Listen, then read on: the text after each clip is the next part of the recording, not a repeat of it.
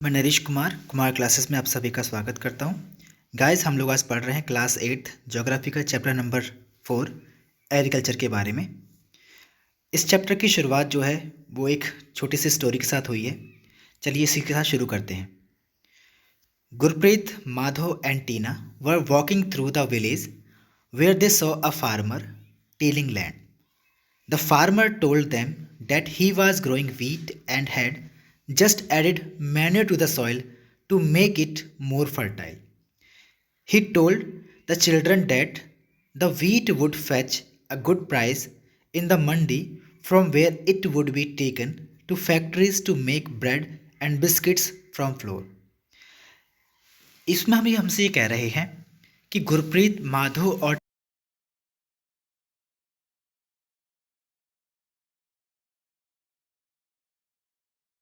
Till करते हुए देखा। टील करते हुए मतलब उसकी जुताई करते हुए देखा और फार्मर ने कहा उनसे कि उसने जस्ट अभी वीट को ग्रो करने के लिए उसमें मैन्योर को ऐड किया जिससे कि सॉइल ज़्यादा फर्टाइल हो सके। उसने बच्चों से ये भी कहा कि जो वीट जो प्रोड्यूस होगा उसके उसे अच्छे प्राइस पास की ही मंडी से मिल जाएंगे और फिर वहाँ से ये फैक्ट्रीज़ में चला जाएगा जहाँ पर इससे फिर ब्रेड और बिस्किट्स बनाए जाएंगे।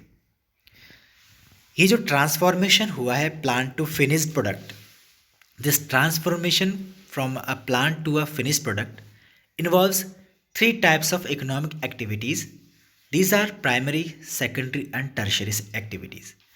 ये हमसे कह रहे हैं कि जो ट्रांसफॉर्मेशन है प्लांट से लेकर फिनिश प्रोडक्ट तक का, इसमें 3 टाइप्स की इकोनॉमिक एक्टिविटीज़ इन्वॉल्व होती हैं।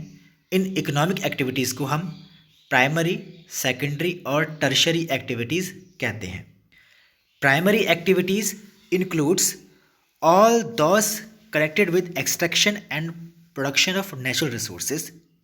ये कह रहे हैं प्राइमरी एक्टिविटीज़ में हम उन सभी एक्टिविटीज़ को इन्वॉल्व करते हैं, इंक्लूड करते हैं जो कि नेचुरल रिसोर्सेज के एक्सट्रैक्शन और उनके प्रोडक्शन से रिलेटेड होती हैं।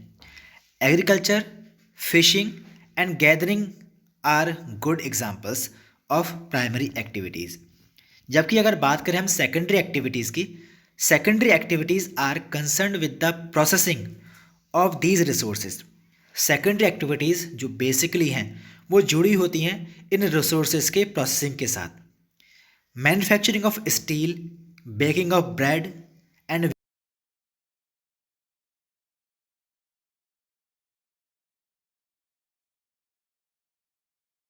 या बेकिंग जो होती है ब्रेड की या कपड़ों की जो वीविंग हम करते हैं, ये सारे के सारे बहुत अच्छे एग्जाम्पल हैं इन सेकेंडरी एक्टिविटीज़ के। जबकि अगर बात की जाए टर्शियरी एक्टिविटीज़ की तो ये हमें प्रोवाइड करती हैं सपोर्ट। ये सपोर्ट प्रोवाइड करते हैं प्राइमरी एक्टिविटीज़ को और सेकेंडरी एक्टिविटीज़ को, प्राइमरी सेक्टर में और सेकेंडरी सेक्टर में। इन सर्विसेज की हेल्प से ही प्राइमरी सेक्टर और सेकेंडरी सेक्टर जो है अपनी प्रोडक्शन, मैन्युफैक्चरिंग के प्रोसेस को कंप्लीट कर पाता है। Transport, trade, banking, insurance and advertising, ये सभी बहुत अच्छे एग्जाम्पल हैं टर्शियरी एक्टिविटीज़ के। Agriculture is a primary activity. It includes growing crops, fruits, vegetables, flowers and rearing of livestock. Agriculture को एक प्राथमिक क्रियाकलाप कहा जाता है और इसके अंदर हम जो है फसलों को उगाना, फ्रूट्स, वेजिटेबल्स, फ्लावर्स और रेयरिंग ऑफ लाइव स्टॉक को इंक्लूड करते हैं। In the world 50% of persons are engaged in agricultural activities. पूरी दुनिया में लगभग 50% लोग एग्रीकल्चरल एक्टिविटीज़ में इन्वॉल्व हैं। 2/3 of India's population is still dependent on agriculture. Bharat में अभी भी लगभग इसकी 2/3 पॉपुलेशन, 2/3 आबादी आज भी एग्रीकल्चर के ऊपर यानी कि कृषि के ऊपर डिपेंड रहती है। Favourable topography of soil and climate are vital for agriculture activities. Favourable अगर टोपोग्राफी जो है सॉइल की और क्लाइमेट, ये दोनों ही फेवरेबल अगर रहते हैं तो इससे एग्रीकल्चर एक्टिविटीज़ को बहुत ज़्यादा प्रोत्साहन मिलता है और वो आगे चल के ज़्यादा मोटिवेटेड रहती हैं। The land on which the crops are grown is known as arable land. वो लैंड जिस पर हम क्रॉप्स को ग्रो करते हैं, उन लैंड्स को हम अरेबल लैंड्स।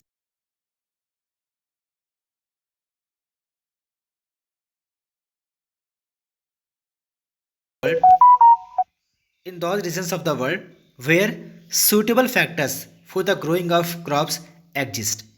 मैप में आप देखेंगे कि एग्रीकल्चर एक्टिविटीज़ जो हैं वो सिर्फ उन्हीं इलाकों में, उन्हीं एरियाज़ में ही एकत्रित हैं, ये इकट्ठा हो रखी हैं, जहाँ पर वो सभी फैक्टर्स जो कि एग्रीकल्चर एक्टिविटीज़ के लिए या क्रॉप्स के ग्रो के लिए बहुत ज़्यादा महत्वपूर्ण होते हैं, वो इजीली अवेलेबल हैं, तो या उन्हीं चीज़ों का वहाँ पर कंसंट्रेशन है, तो ऐसे एरियाज़ में ही एग्रीकल्चर एक्टिविटीज़ ज़्यादा होती हैं। चलिए ज़रा मैप देखते हैं।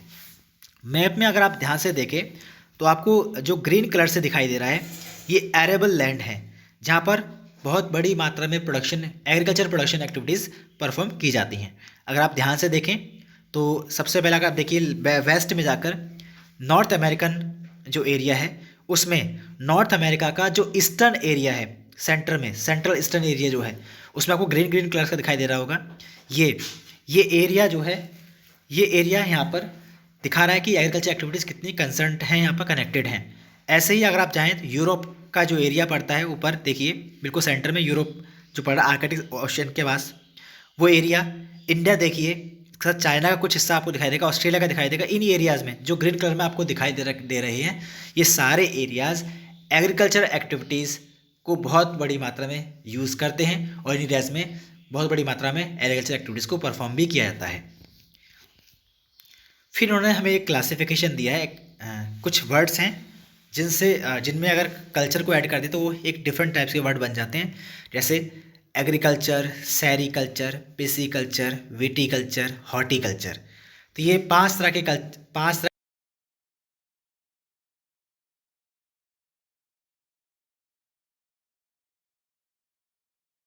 सबसे पहले उन्होंने बात की है एग्रीकल्चर की। The science and the art of cultivation on the soil, raising crops and rearing live stock, it is also called farming. Agriculture जो है एक साइंस और आर्ट है कल्टीवेशन करने की सॉइल पर, और इसमें हम क्रॉप्स को रेज करते हैं और लाइव स्टॉक को हम रेयर करते हैं। ठीक है, इसको हम फार्मिंग के नाम से भी जानते हैं। दूसरा हमारा जो एक स्पेशल वर्ड आया है sericulture, commercial rearing of silk worm. जब हम रेशम के कीड़ों को कॉमर्शियल पर्पस से रेयर करते हैं, पालते हैं, ठीक है, तो वो सेरीकल्चर में ही इंक्लूड किए जाते हैं। इट में supplement the income of the farmer, ये फार्मर की इनकम को सप्लीमेंट यानी कि सपोर्ट करता है। थर्ड है फिशिकल्चर, जब हम मछलियों को स्पेशली बनाए हुए टैंक्स और पॉन्ड्स में उनकी ब्रीडिंग करते हैं, उनको पालते हैं, तो उसको हम पिसीकल्चर के नाम से जानते हैं। नेक्स्ट इन्होंने हमसे लिया है विटीकल्चर। विटीकल्चर जो है ये ग्रेप्स के कल्टीवेशन के लिए यूज़ किया जाता है। ये वर्ड जो है ये बेसिकली ग्रेप्स के प्रोडक्शन या ग्रेप्स के कल्टीवेशन से रिलेटेड है। नेक्स्ट है horticulture, growing vegetables, flowers and fruits for commercial use, ये सब हॉर्टिकल्चर के अंदर इंक्लूड किए जाते हैं। नेक्स्ट हमारे पास जो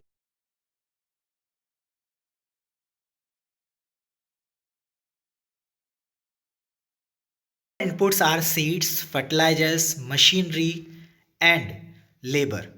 ये कह रहे हैं जो एग्रीकल्चर या फार्मिंग जो है ये एक सिस्टम की तरह है। यहाँ पर इम्पॉर्टेंट इनपुट जो हैं वो हमें बेसिकली सीड्स, फर्टिलाइज़र, मशीनरी और लेबर ही मिलते हैं, यानी कि ये चार इम्पॉर्टेंट कंपोनेंट हैं फार्म सिस्टम के।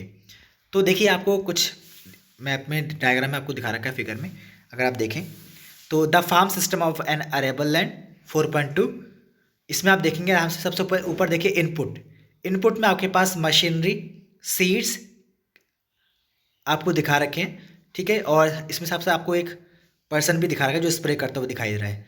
फिर उसकी प्रोसेसिंग की जाती है, प्रोसेसिंग यानी कि फील्ड में होती है, और लास्ट में जो उसका आउटपुट होता है वो हमारी क्रॉप होती है। तो ये एक फार्म सिस्टम है एक अरेबल लैंड का।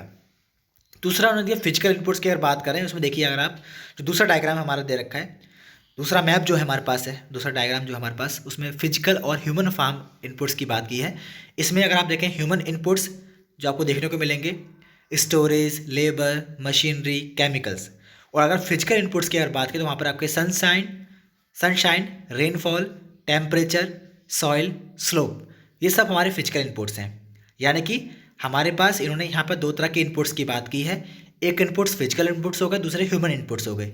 ह्यूमन इनपुट्स में स्टोरेज, लेबर, मशीनरी और केमिकल की बात की है, जबकि फिजिकल इनपुट्स में ये सनशाइन, रेनफॉल, टेम्परेचर, सॉइल और स्लोप की बात कर रहे हैं।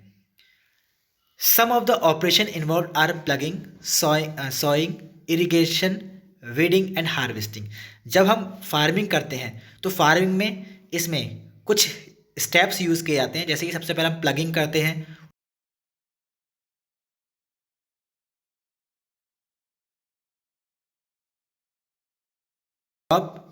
Crops, wool, dairy and poultry products. इस सिस्टम के जो आउटपुट होते हैं उनमें क्रॉप्स, वूल, डेयरी और पोल्ट्री प्रोडक्ट्स की बात की जाती है। चलिए अब शुरू करते हैं टाइप्स ऑफ फार्मिंग के साथ। Farming is practised in various ways across the world. Farming को अलग तरीके से दुनिया के अलग अलग कोनों में यूज़ किया जाता है, depending upon the geographical condition, demand of produce, labour and level of technology. Farming can be classified into two main types.